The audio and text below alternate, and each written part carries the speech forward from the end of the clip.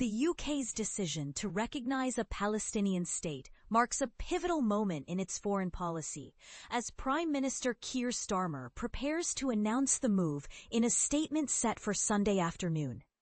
This shift comes after the government pledged in July to realign its stance in September, contingent on Israel halting Gaza violence and committing to a long-term peace deal. The move represents a significant departure from previous diplomatic approaches, which emphasized a two-state solution as a cornerstone of negotiations. Ministers argue that the time for action has come, citing a moral obligation to sustain hope for a sustainable peace. However, this decision has sparked fierce backlash from Israel, hostage families, and some conservative lawmakers who condemn the move as a reward for terrorism.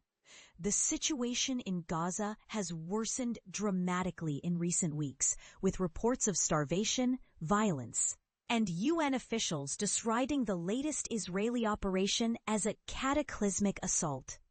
The Prime Minister has repeatedly called the conflict intolerable, while the Israeli government denies the allegations of genocide. A UN inquiry concluded Israel had committed genocide against Palestinians, a claim Israel dismissed as distorted and false. Critics argue that the UK's decision overlooks the broader geopolitical stakes, particularly the expansion of Israeli settlements in the West Bank, which violates international law. Justice Secretary David Lammy, who previously served as Foreign Secretary, highlighted the controversial E1 settlement project as a key factor in the decision. He warned that the expansion of settlements could undermine the prospects for a viable, contiguous Palestinian state.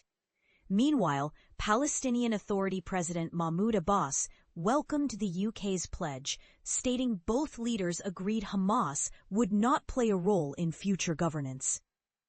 However, conservative leader Kemi Badenoch urged a two-state solution in the Middle East, while she criticized the UK's move as a reward for terrorism, without the release of the 48 hostages still held captive.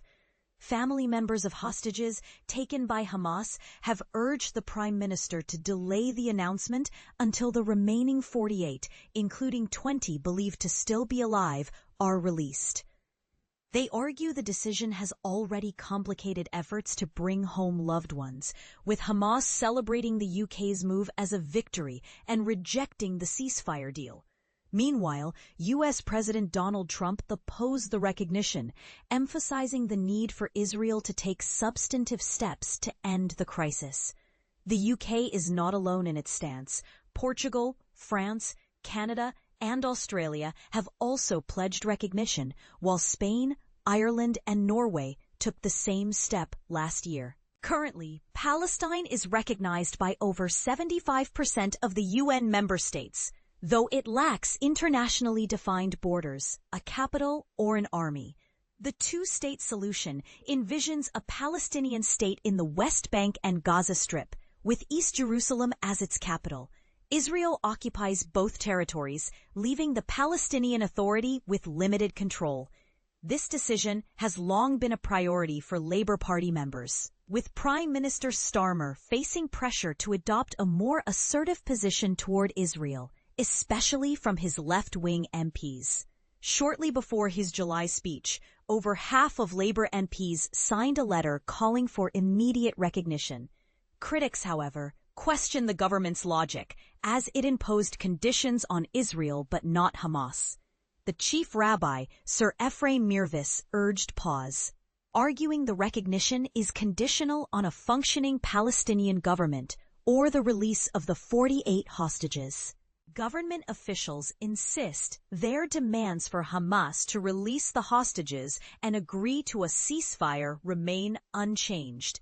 Yet, the Foreign Office argues that statehood is a right for the Palestinian people, independent of Hamas, which the government views as a terrorist organization. Starmer reiterated that Hamas could play no role in any future Palestinian state, despite Israel's military response to the October 2023 Hamas-led attack. which killed over 1,200 and captured 251. Since then, at least 64,964 people have died in Israeli attacks in Gaza, according to Hamas's health ministry. The UK's move has drawn sharp contrasts, with some viewing it as a moral imperative and others as a strategic miscalculation. As the debate continues, the question remains: will the UK's recognition of a Palestinian state catalyze peace or deepen the divide in the Middle East?